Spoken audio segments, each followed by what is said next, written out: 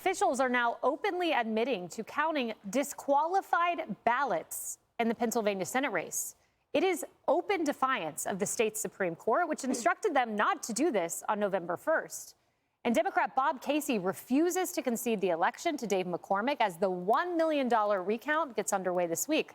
Alexis McAdams has the latest. Alexis. Hey, Kaylee. Well, people at home are wondering what is going on in Pennsylvania because people thought this race wrapped up days ago. But hey, not everyone thinks the Senate race is over in Pennsylvania. And that includes Democrats on some election boards who admit they're breaking the rules to overturn the results. But Democrats say throwing out those votes because of clerical orders just violates Second Amendment rights. That's why they're doing it. They say, watch. It is a pretty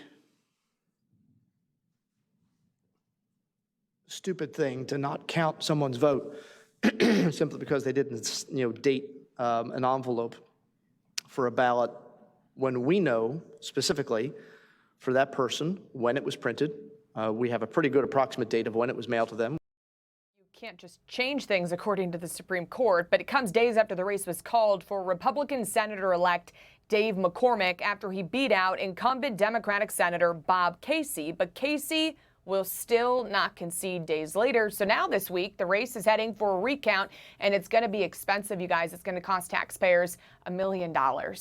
Some blue counties say they're now counting ballots that do not have those required signatures or those dates, which is against the law. And that's according to the Pennsylvania Supreme Court, which ruled that weeks ago. Now the RNC and McCormick's teams are suing at least 4 Pennsylvania counties. So as that goes on, we're also seeing that Senate Majority Leader-elect John Thune of South Dakota is calling on Casey to concede, as Democrat Senator John Fetterman says he thinks his counterpart is going to do the right thing. But the question is, when is that going to happen? McCormick's team says it's business as usual for them, so he's going forward with orientation in D.C. and making new hires, says he's looking forward to his Senate seat. So we'll see what happens, Kaylee. We will continue to watch the open defiance. Thank you, Alexis.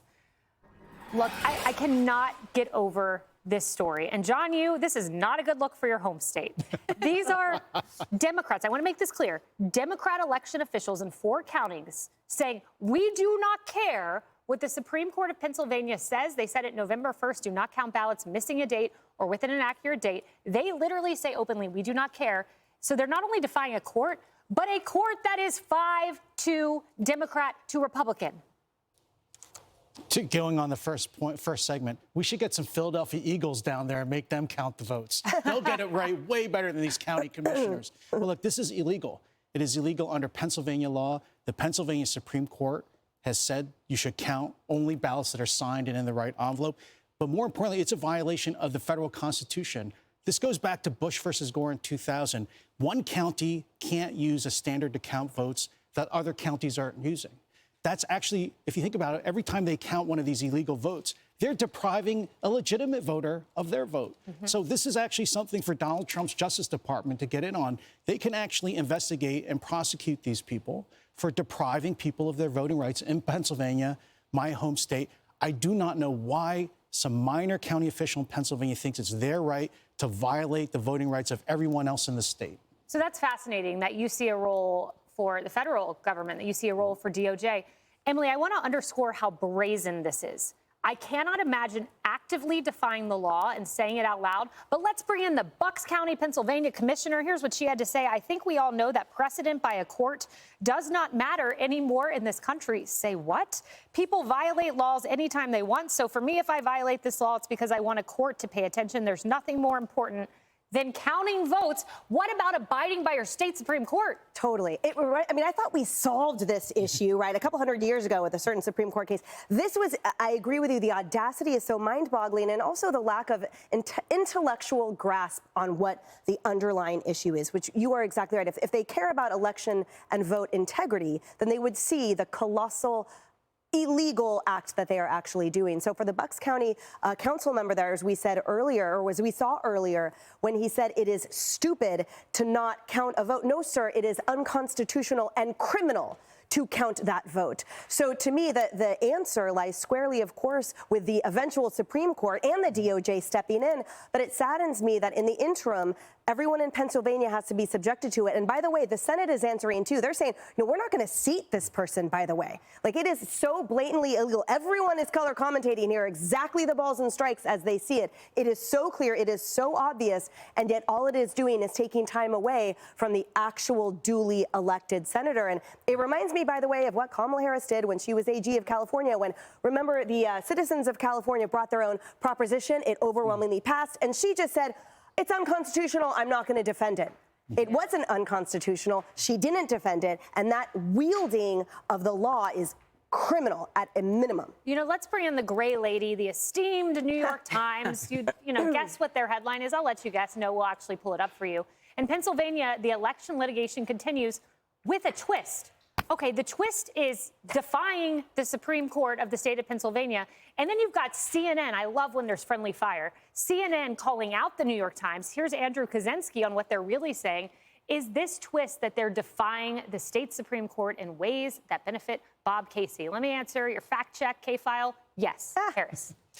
Well, look, I was taking notes on what you were saying, John. So the Pennsylvania State Supreme Court has spoken. Is it time for them to speak again?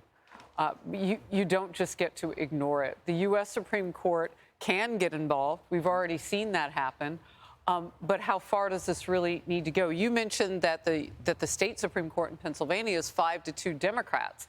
Well, we hope that it's not decided based on party. But it certainly looks like this move to flout the state and state Supreme Court law is being pushed by Democrats, both on the state Supreme Court and then Democrats on the ground by the state Supreme Court, not saying, no, we made a different decision. We hold to that decision. You have to follow us. I mean, it feels like politics. And if it is, it's dirty. Yeah. Well, so I'll get into the politics of this. So, look, I've worked on Senate races before. You know the math. So Senator Casey's team knows the math. He knows that this is insurmountable. There's no path to victory. The Associated Press looked at recounts since the infamous 2000 presidential recount and looked at there's been 36 statewide general election recounts since then. Only 3 resulted in a new winner. We're talking about a difference of hundreds of votes, not tens of thousands, which is the difference between Casey and McCormick in this Pennsylvania Senate race. Beyond that, you can go back to the 2008 Senate race between Norm Coleman and Al Franken. Al Franken did come back, but it was a 0.02% difference, 225 votes. Was the difference. So there is no path for Senator Casey here. What he is doing is small and petty. It is wrong. And also, where is Governor Josh Shapiro in the state of Pennsylvania? This is a state issue. He is ignoring county commissioners openly saying, not only am I breaking the law, but I'm bragging about it. I'm rubbing it in your face. Yeah. And so where is he? So shame on you, Josh Shapiro. If you think about running in 2028, we're looking at you, buddy. Well, and where is the state Supreme Court? Like, they should do a reissuance of what they said was law just to make sure everybody gets it. Because otherwise, with 5 Democrats leading the majority on that legal body, it looks tainted. I think that they would want to protect their reputation. I know some of the justices on the Pennsylvania Supreme Court. I'm a member of the bar. I expect that they're going to intervene at some I point. think so. Because this is about the rule of law in the state of Pennsylvania. Yes. Well, the RNC's filed litigation. I expect that they'll weigh in as well. And I thought Democrats cared about the integrity of our elections and the vote count and, abiding by the courts. I guess not. Hey, everyone. I'm Emily Campagno. Catch me and my co-hosts Harris Faulkner and Kaylee McEnany on Outnumbered every weekday at 12 p.m. Eastern, or set your DVR. Also, don't forget to subscribe to the Fox News YouTube page for daily highlights.